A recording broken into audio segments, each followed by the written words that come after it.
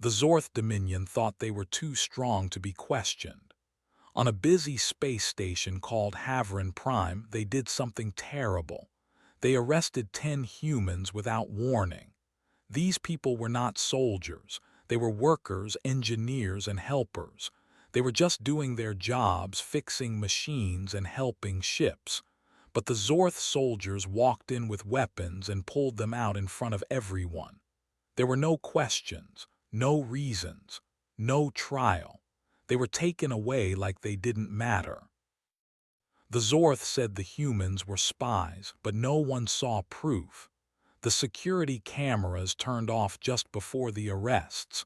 No one could record what really happened. The Zorth released a short message. These humans were guilty. They were executed. The matter is closed. That was it. No names, no goodbye, just silence. Everyone on the station felt cold inside. People looked at each other in fear. If it could happen to them, it could happen to anyone. Back on Earth, the news hit like a wave. Families cried. Friends were shocked. People asked why, but there were no answers. One of the workers had just sent a birthday message to his little sister. Another had promised to come home soon. These were real people. They had dreams, stories, and people who loved them, and now they were gone, thrown into space like they were nothing. Earth watched the message from the Zorth and stayed quiet. But that silence was not weakness. It was pain, and that pain was growing. The Zorth thought no one would care. They thought Earth would stay quiet. They had done things like this before to other planets. No one ever fought back, but this time it was different. This time the people they killed had families, they had friends, and they had powerful people who loved them. The Zorth didn't just take lives, they started something they couldn't stop. Earth heard everything, and Earth was not going to forget. The 10 humans taken by the Zorth were not famous. They were not rich. They didn't wear uniforms or medals. They were ordinary people doing everyday jobs in space. But every one of them was deeply loved by someone back home. Every one of them mattered to someone. And when they were taken, those people left behind felt their world fall apart. The first one was named Lyra. She worked as a repair technician, fixing the engines of small transport ships. She was known for her kind smile and her steady hands. She loved music and always played soft songs while she worked. Her older sister, Commander Halen, worked in Earth Space Defense Council. Halen had always taken care of Lyra. When they were young, she helped Lyra with homework and tucked her into bed. Now she couldn't even say goodbye. When Halen heard what happened, she didn't cry in front of others, but her hands shook as she stared at the screen. Her baby sister was gone, and no one could tell her why. Another one was Juno, a tall young man with gentle eyes. He worked in the cargo bay, checking and scanning boxes. Juno had just started a long-distance relationship with someone back on Mars. His partner, Ray, was a diplomat who helped bring peace to troubled places. Ray always called Juno the calm in the storm. They talked every night before bed, even if it was just for 5 minutes. Ray kept a photo of Juno on his desk where he worked on peace deals. The day Juno vanished, Ray couldn't focus. He stared at that photo and whispered Juno's name again and again. He didn't believe the Zorth story. He knew Juno wasn't a spy. He was a dreamer, a helper, a soul full of hope. There was also Mina, a young woman from Luna Colony. She was small but strong. She worked in maintenance, climbing through tight spaces and fixing power wires. She loved tea and sent handwritten letters to her family every week. Her father was a famous scientist who helped design Earth space farms. He always said that Mina was smarter than him. When the news came, he locked himself in his lab. He looked at the stars and asked the sky why someone would take his daughter away. He had sent her into space to work, not to die. One of the 10 was a man named Theo. He was older than the others.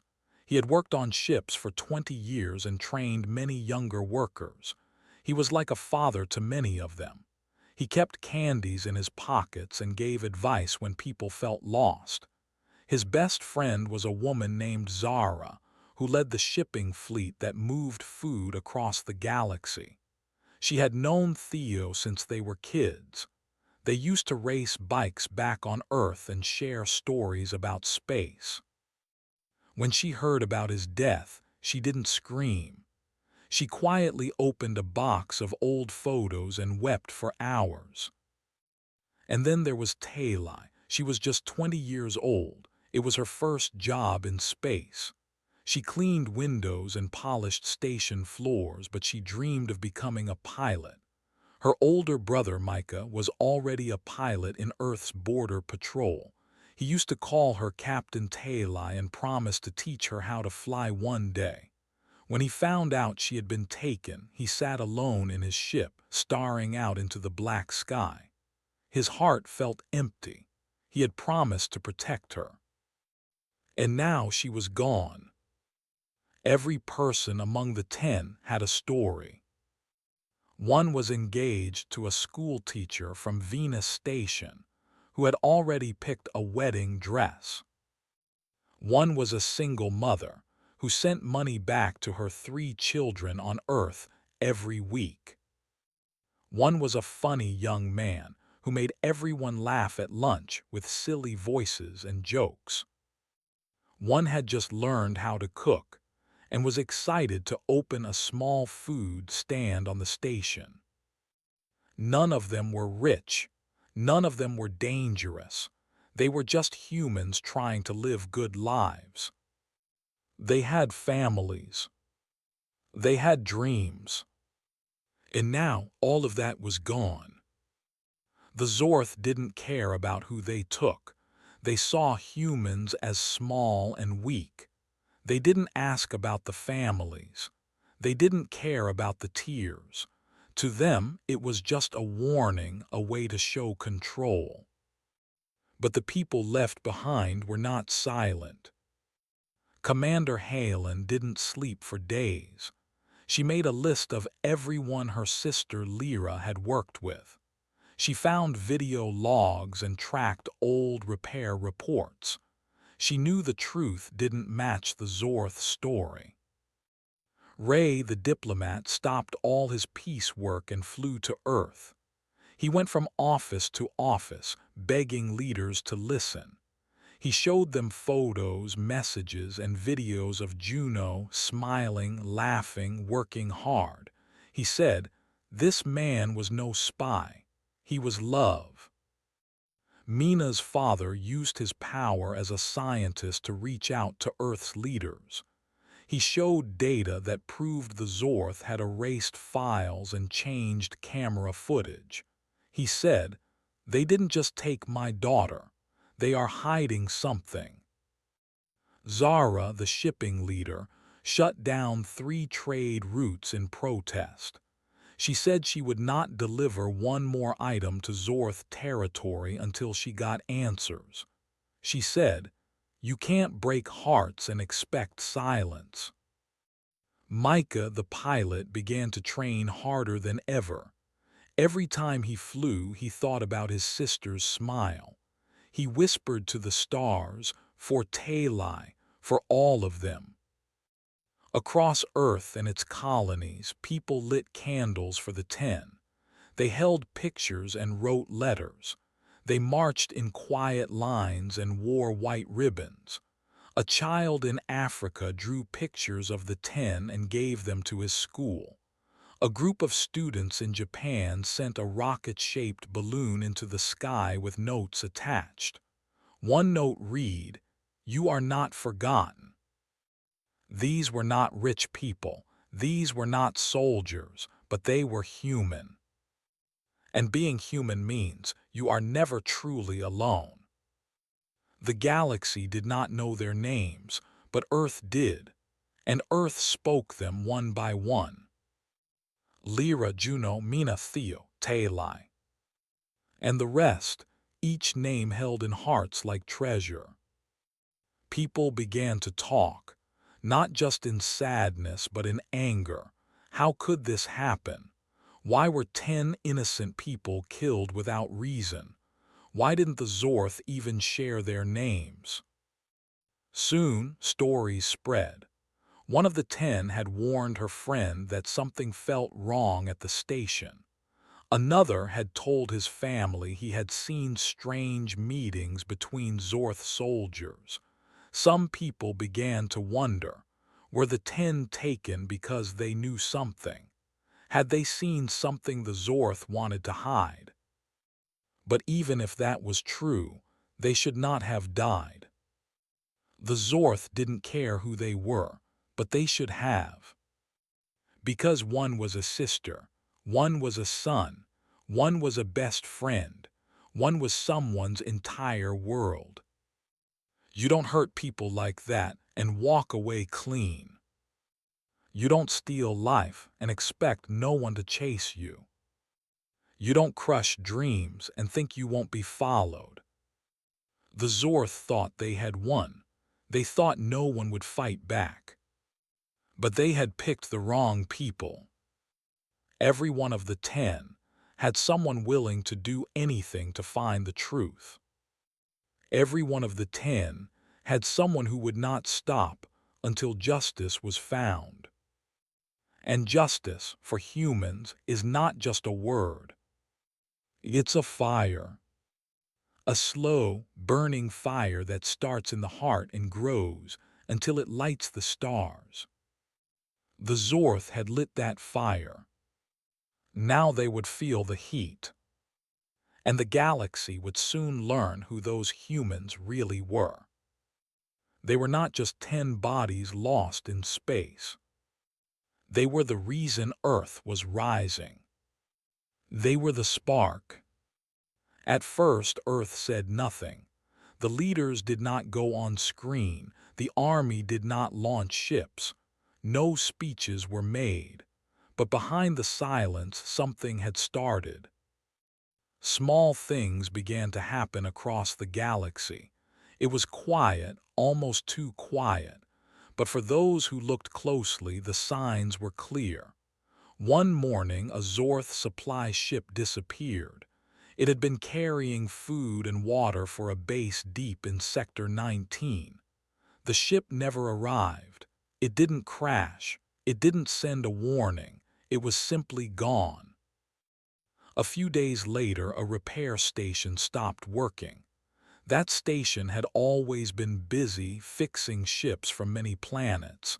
Now the lights were off. The doors were locked. No one knew why. There was no fire, no fight. But all the computers inside had been wiped clean. Even the cameras didn't show who came in or who left. Then it happened again. This time, a trade ship from the Zorth's empire lost power mid-flight. It spun slowly in space, unable to move. The crew tried to call for help, but their radios didn't work. A passing ship saw them and towed them to safety. When engineers opened the engine bay, they found strange symbols scratched into the metal. The marks looked human. The Zorth started to whisper. They said Earth must be doing something, but how? The humans had no big army in that part of space.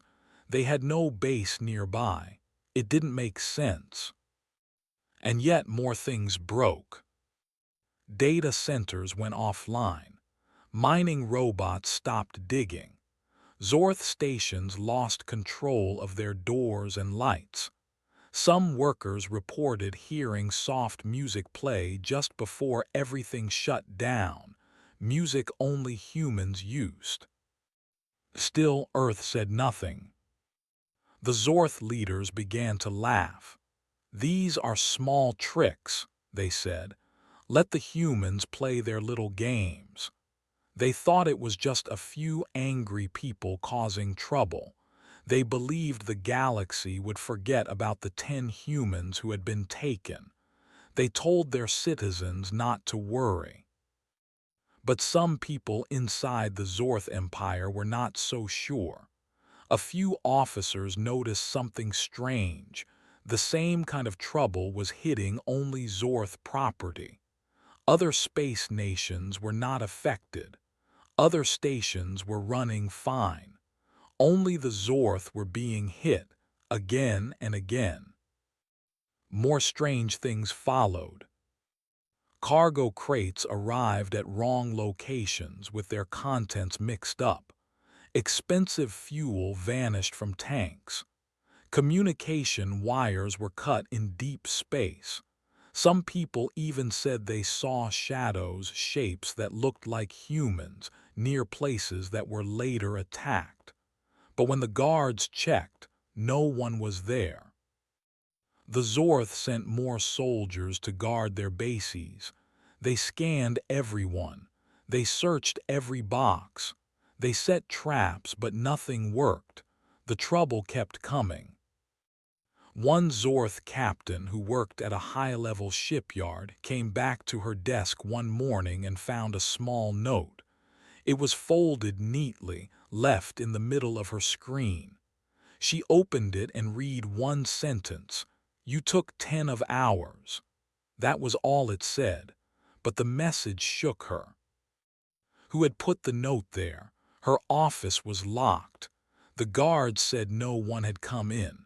The cameras showed nothing. And yet the note was real, made of old Earth-style paper with letters written by hand. That's when fear began to grow. Earth's revenge was not loud. It was not made of missiles or big battles. It came quietly like a shadow. One moment everything was fine. The next moment something was gone, broken, erased, or lost. The humans were not fighting in the open. They were taking small pieces away, one by one. And they were careful. They never hurt people. They never blew up stations. But their message was clear. We have not forgotten, we are watching, and we are acting. Many of Earth's friends across the galaxy stayed quiet too. They didn't say anything in public, but behind closed doors they nodded. They knew the truth. The humans were striking back, not with anger but with skill, not with war but with purpose. And Earth was very good at this kind of fight. For years, humans had been building things. They built the galaxy's best computers. They wrote the strongest codes. They made systems that powered entire cities. Now, they were using that knowledge to pull those systems apart piece by piece. Even the Zorth's own people began to feel it. Workers missed their pay. Farmers couldn't send crops to market. Ship captains found their maps didn't work anymore. Slowly, life under Zorth rule was falling apart, and they didn't know who to blame. Still, Earth said nothing. No videos, no news, no proud flags waving in victory. Just action. And every time the Zorth tried to fix something, it got worse. Their top engineers would come in and say, "The system looks fine," but then nothing worked. Their best guards would lock down a room, but things would still vanish. It was like the humans were already inside, watching from the shadows. One station even tried to trap the humans. They set a fake storage room, filled it with tracking tools, and waited. They hoped a human agent would sneak in. They waited for days. Nothing happened. Then on the 6th day, the guards found all their equipment had been turned off. Their cameras showed empty halls, but when they looked closer, Every guard had a small sticker placed on their back while they were sleeping. The sticker was simple. It showed a picture of Earth, and under it 4 words, "Don't push us again." The station commander was so angry he threw his chair across the room. But inside he was afraid. Earth was sending a message, not to destroy but to remind, not to scare but to warn. The Zorth had taken 10 lives. Now Earth was taking away their control. Slowly, quietly, exactly how pain feels when you can't see where it comes from. People across the galaxy began to ask questions. What's going on with the Zorth? Why are their systems failing? Is someone fighting back? But no one had answers. Because Earth had not claimed the attacks. They didn't want attention. They wanted respect. The humans weren't just seeking revenge. They were teaching a lesson. You can't hurt good people and walk away clean. You can't take without thinking others will take back. And you can't silence Earth, not for long. One Zorth elder, a teacher on a far-off planet, told her class, "This is not war. This is memory. The humans are remembering what was done, and now they are reminding us what they are capable of." She was right. The revenge was small but powerful. It came in codes and lights, in data and silence, in broken machines and lost sleep. It was a storm soft and slow, but steady. And it was just beginning. For every small action Earth took, the Zorth felt 10 times more pressure, not because of damage, but because of fear. They didn't know when the next hit would come, or how, or from where. It could be a trade route. It could be a message system. It could be a single word whispered in the dark. The Zorth's greatest fear was not Earth's weapons. It was Earth's will. A quiet will that remembered every name of the 10 who were lost, and would not stop until justice was done. The Zorth Dominion had always believed they were safe. Their power stretched across many planets. Their ships were fast, their soldiers were many, and their machines were strong. They were used to giving orders and being feared. When the 10 humans were taken and killed, they thought it was finished. They believed Earth would stay quiet, too weak to fight back, but they were wrong. Strange things began to happen. Ships stopped working. Stations shut down without warning. Lights flickered. Messages got lost. Engines failed in space. At first, no one paid attention. The leaders thought it was just bad luck or small mistakes. But as the days passed, the problems continued, and the pattern began to grow. One leader, General Karox, noticed the signs before the others. He had studied humans for many years. He knew they were clever. He had read about Earth's long history.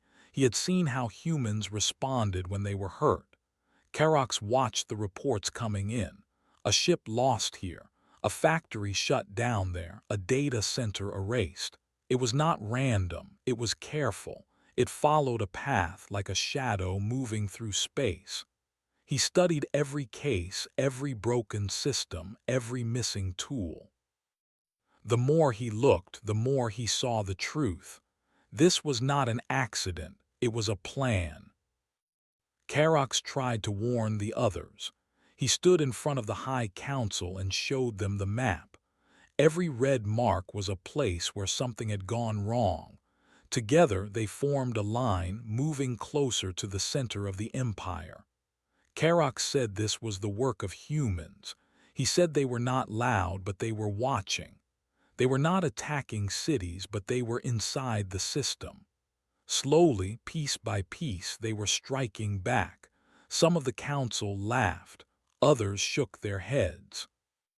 They did not believe Earth could cause such trouble, but Karax did. He saw the fear growing in his soldiers' eyes. He heard the stories. He felt the tension. Zorth stations began locking their doors early. Workers moved quickly and avoided human zones. Even guards grew nervous. They found notes left behind, small messages written by hand. One note said, "You took 10. We take back 10 times more." No one saw who left the notes. Cameras caught nothing. Alarms never rang, but the signs were there. Earth was responding. They were not sending ships or armies. They were using something else: silence, patience, and skill. The fear grew deeper. Ships stopped trusting Zorth trade routes. Some traders from other worlds began to avoid Zorth altogether. They said it was too dangerous. Some planets asked questions. Why were things going wrong only in Zorth space? Why were humans still so calm? Why did Earth not speak, yet still cause so much fear? These questions had no answers. The truth was clear, but no one wanted to say it aloud. Earth was fighting back, not with war, not with fire, but with control. Karax returned to his command center. He called a team of trusted engineers and code breakers. Together, they studied the broken systems. They looked deep into the machines and found strange lines of code, human code. It moved like water. It was quiet. It waited. It knew how to hide. It could open doors, shut off power, and erase itself before anyone noticed. It had been planted long ago, and now it had been awakened. Earth had planned for this. They had left pieces of themselves behind, and now those pieces were waking up. As the problem spread, Karax begged the Emperor to listen. He said this was not a game, it was not a trick. It was the result of what they had done, what they had taken. But the Emperor would not listen. He said Earth was weak. He said humans would not dare to fight an empire. He told Karax to be silent, but Karax knew better. He looked out at the stars and whispered to himself, "They have not forgotten, and they will not stop."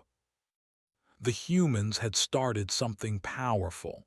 They had used memory like a weapon. They had taken pain and turned it into strength. They did not shout. They did not boast, but they moved forward every day. Quiet, sharp, focused. And now the Zorth Dominion, once proud and fearless, was starting to feel something it had never felt before. It was worry. Earth was quiet. No leader gave speeches. No warships left orbit. No news stories appeared on the screens, but something was happening. Across cities, spaceports, and sky domes, people met behind closed doors. They spoke in low voices. They didn't post on networks. They didn't make noise. They didn't show anger. They showed focus. The first meeting took place deep beneath a mountain. It was an old room used long ago during the Cold Wars of Earth's past. The walls were thick and the lights were dim. No flags hung on the wall. There were no cameras or news crews, only a group of people sitting at a long table. They were not all soldiers. Some were engineers, others were scientists, some were old, some were young. But they had one thing in common: they had all lost someone. One woman had lost her daughter, a worker on Haverin Prime. A man across from her had lost his nephew who worked in cargo. One person sat quietly with tears in her eyes. Her brother had only been in space for 2 weeks before he disappeared. Around the room there was no shouting. No one argued. They listened to each other. Then slowly they began to plan. They did not want revenge with guns. They didn't want a big war that would burn cities or harm innocent people. They wanted something smarter. They wanted to break the Zorth, not with fire but with failure. They wanted to show that hurting humans came with a cost. First, they built a map. They studied Zorth systems, their trade routes, fuel paths, and digital codes. They looked at every place the Zorth used to control space. They studied their weaknesses. They talked to people from other planets, quiet friends, old allies, even people who didn't like Earth very much began to listen. Many of them had also lost someone to the Zorth. They understood the pain. In dark rooms across the Earth and Moon, plans formed. The humans worked like puzzle solvers. They didn't need big explosions. They needed silence. One person in the group said, "Let's make their power melt away. Let's turn their own strength into dust." They worked in shifts, morning to night, night to morning. They didn't take breaks. Some of them slept in chairs.